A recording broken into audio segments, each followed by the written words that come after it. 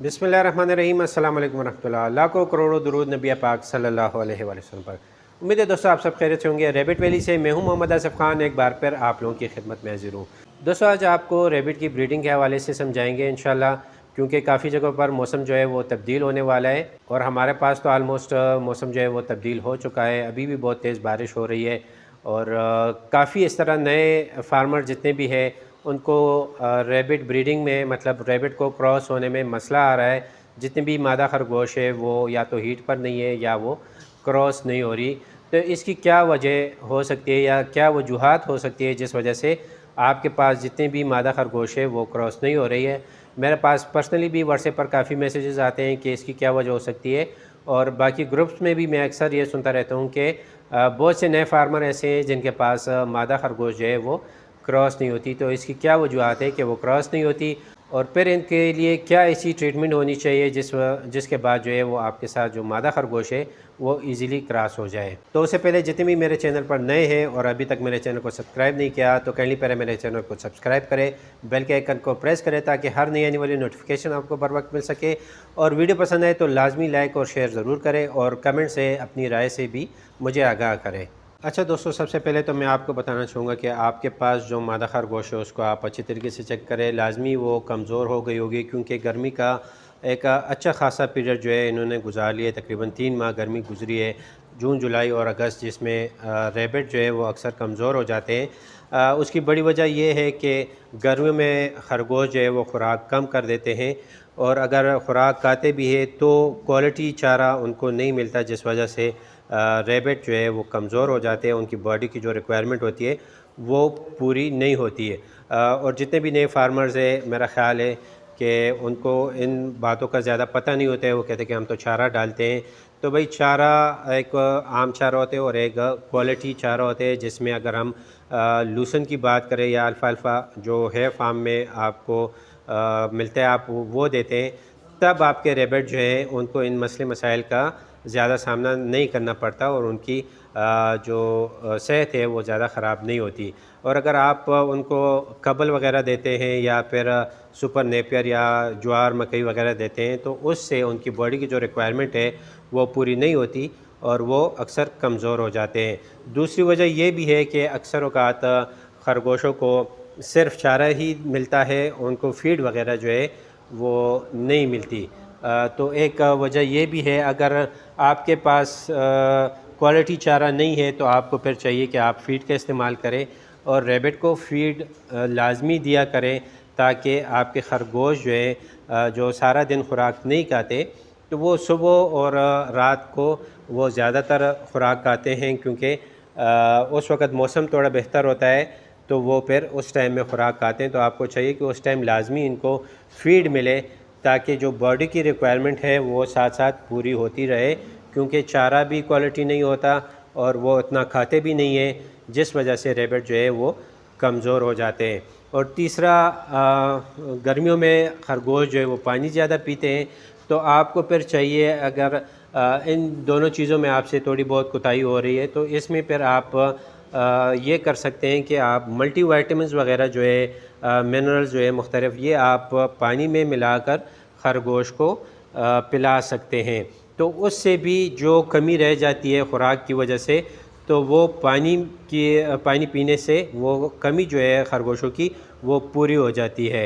मैं ये नहीं कहता कि बिल्कुल परफेक्ट हो जाएंगे, मगर फिर भी बेहतर हो जाते हैं। वो बहुत ज़्यादा कमज़ोर नहीं होते, क्योंकि मल्टीविटामिन्स होते हैं जो उनकी बॉडी की रिक्वायरमेंट होती है, तो उनको पानी पीने की वजह से वो साथ साथ मिलते रहते हैं, तो उनमें ज़्यादा कमज़ोरी नहीं आती। और जब फिर वो खुराक खाना शुरू कर देते हैं, मौसम तब्दील होता है, तो वो जल्दी से रिकवर हो जाते हैं। और अगर आप इस तरह आप लोगों ने नहीं किया तो आपके रैबिट जो है वो काफ़ी कमज़ोर हो जाते हैं, जिस वजह से रैबिट जो है वो फिर क्रॉस नहीं होते, क्योंकि वो फ़िज़िकली फ़िट नहीं होते।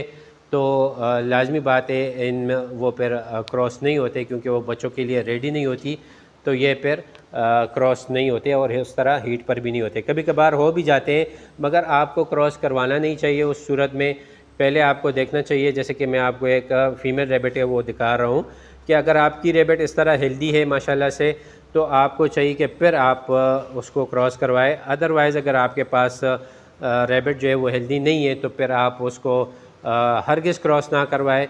उससे एक तो ये होगा कि बच्चे भी कमज़ोर आएंगे और मादा खरगोश जो है वो काफ़ी ज़्यादा स्ट्रेस में जाएगी और उसके भी मोर्टेलिटी का ख़तरा हो सकता है और वो भी एक्सपायर हो सकती है। तो आपको चाहिए कि हरगिज़ इसको क्रॉस ना करवाए। तो ये तो कुछ वजूहात ये हो गई कि जिस वजह से खरगोश जो है वो मादा खरगोश वो क्रॉस नहीं होती। अच्छा दोस्तों, इसके बाद मैं आपको बताता हूँ कि अगर आपके रैबिट को कोई मसला है या कोई बीमारी है तो भी आपके रैबिट जो है वो क्रॉस होने में मसला करेंगे। जैसे कि अगर आप रैबिट को क्रॉस करवाते हैं तो आपको चाहिए कि पहले रैबिट को अच्छे तरीके से चेक कर लें कि उनको कोई इशू तो नहीं, कोई बीमारी तो नहीं है। जैसा कि स्केबीज़ का बहुत बड़ा इशू होता है कि कहीं उनको स्केबीज़ तो नहीं है। तो आप अच्छे तरीके से उनके कानों को चेक करें, उनके पैरों के पंजों को चेक करें कि कहीं उनको स्केबीज़ वगैरह तो नहीं है। अगर स्केबीज़ है तो आपको चाहिए कि पहले उसका इलाज करें। उसके बाद आपका रैबिट फ़िज़िकली फ़िट होना चाहिए, कोई फ्लू वगैरह तो नहीं है, कोई देख ले कहीं पे दाना वगैरह तो नहीं निकला। जिस तरह मैं आपको अभी दिखाता हूँ कि ये रैबिट अगर आप देख सकते हैं इनके पेट पर दाना निकला है जैसे कि आपको नज़र आ रहा है। तो ये देखिए, ये बज़ाहिर तो नज़र नहीं आते मगर आप अगर जब चेक करते हैं रैबिट को क्रॉस करने से पहले तो आपको अंदाज़ा हो जाएगा कि आपके रैबिट को अगर ये मसला है तो भी आप हरगिज़ रैबिट को क्रॉस ना करवाएं और पहले जो है इसकी ट्रीटमेंट करें। उसके बाद जो है आप इसको क्रॉस करवाएं। रैबिट के कानों को आप चेक करें, इसमें एयर मैट्स तो नहीं है। अगर ये मसला है आपके रैबिट को तब भी आप हरगिज़ क्रॉस ना करवाएं। सिंपली ये कि आपने अपने रैबिट को पूरी तरीके से चेक करना है कि वो फ़िज़िकली फ़िट है। उसके बाद ही आप जो है रैबिट को क्रॉस करवाएंगे तो इंशाल्लाह वो क्रॉस होगा।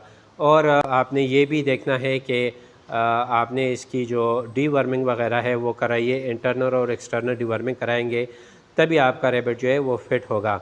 इंटरनल डीवर्मिंग से ये होगा कि जो खुराक आप रैबिट को देंगे वो खाएंगे तो उसमें इम्प्रूवमेंट आएगी और उनकी सेहत जो है वो ठीक होगी। और अगर आप इंटरनल डीवर्मिंग नहीं करते, उनके पेट में कीड़े होंगे तो जो खुराक आप देंगे तो वो सारे कीड़े खाएंगे और आपका रैबिट दिन ब दिन कमज़ोर होता जाएगा, जिससे आपके रैबिट जो है वो अच्छे तरीके से बड़े नहीं हो पाएंगे। तो आपको चाहिए कि आप अपने रैबिट की इंटरनल डीवर्मिंग करें और उसके बाद आप उसको अच्छी खुराक खिलाएँ, तब जाके आपके खरगोश जो है वो सेहतमंद होंगे और वो आगे जाके क्रॉस होने के काबिल होंगे। और अगर आपने एक्सटर्नल डीवर्मिंग भी नहीं की तो आप एक्सटर्नल डीवर्मिंग करें, स्किन में वो आइवरमेक्टिन का इंजेक्शन लगाए तो उससे ये होगा, ये एयर मैट्स वगैरह भी ख़त्म हो जाएंगे कान के अंदर और स्केबीज़ भी ख़त्म हो जाएगी। स्केबीज़ ज़्यादा हो उसको आप तेल लगा सकते हैं, जैसे कि आपको नज़र आ रहा है कि स्क्रीन में कि रैबिट को हम तेल लगा रहे हैं। ये अगर आप दिन में 3 मरतबा आपके खरगोश को अगर कानों पर है, पंजों पर है, दिन में 3 मरतबा अगर आप उसको इस तरह तेल लगाते हैं, साथ में आइवरमेक्टिन मिक्स कर ले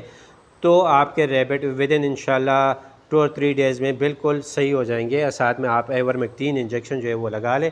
उसके बाद आप चेक करें कि आपके रैबिट्स को कोई मसला मसाइल नहीं है तो आपके रैबिट इंशाल्लाह हेल्दी भी रहेंगे।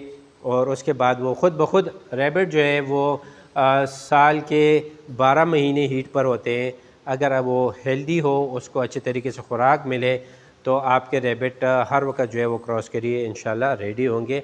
उसके साथ साथ ज़रूरी ये भी है कि आप उनको एनवायरनमेंट और टेम्परेचर जो है वो बहुत ज़रूरी है। अगर वो उनके लिए आइडियल है तो डेफ़िनेटली आपके रैबिट जो है वो किसी भी वक्त जो है वो क्रॉस हो सकते हैं। तो उम्मीद है दोस्तों आप लोगों को समझ आ गई होगी कि किस वजह से आपके रैबिट जो हैं वो क्रॉस नहीं होते, उनकी क्या क्या वजूहात हो सकती है कि आपके रैबिट जो है वो क्रॉस नहीं हो रहे और उनके लिए क्या ऐसा करना चाहिए कि जिसके बाद आपके रैबिट जो है वो क्रॉस हो जाए। इसमें और भी इस तरह की ट्रीटमेंट्स है जो कि मैं इंशाल्लाह अपनी नेक्स्ट वीडियो में आप लोगों को बताऊँगा कि अगर आपके रैबिट जो है वो सेहतमंद है उसके बाद भी क्रॉस नहीं होते तो उसके लिए क्या करना चाहिए। तो इंशाल्लाह मैं अपनी अगली वीडियो में आप लोगों को बताऊंगा कि आप लोगों को क्या ऐसा करना चाहिए जिसके बाद आपके रैबिट जो है वो आसानी से ईज़िली क्रॉस हो जाए। तो उम्मीद है दोस्तों आपको आज की वीडियो पसंद आई होगी। मिलते हैं इंशाल्लाह किसी नई वीडियो के साथ। अपना ढेर सारा ख्याल रखें, मुझे दुआओं में याद रखें। अल्लाह हाफ़िज़।